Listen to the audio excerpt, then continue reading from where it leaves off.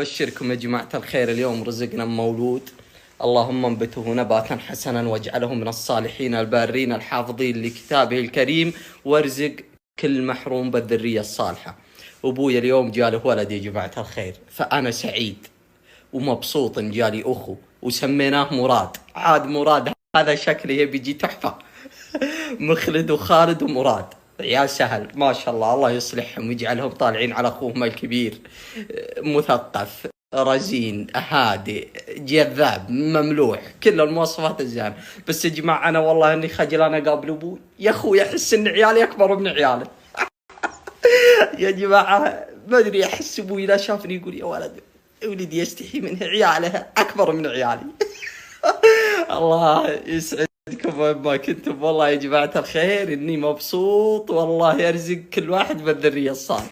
اصلا انا مبسوط لان عتابه زاد وزاد فيهم واحد اليوم، كفو مراد. ايه ابويا. حاسس اني بيطلع كذا ما ادري ليش من الاسم، لكن يا جماعه الحين ما عاد علي لا من عيال ربيع ولا من عيال ذوي سعيد ولا من ذوي غانم.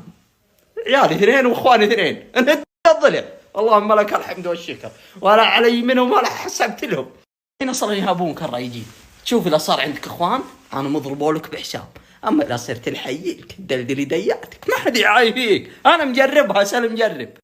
هالحين اذا بغوا بس يغلطون عليك قالوا مخلد ما هو بالحاله، وراه ريجين معه 4 ريجيل ولا 5 ريجيل، خير يوم يغلطون عليك بحالك ويسرعونك. هالحين ما علي، اذا رجوا اخذ اخواني واقفي عليهم زي يوم كانوا يسوون فيني، واحده بواحده يقولوا بصحاح.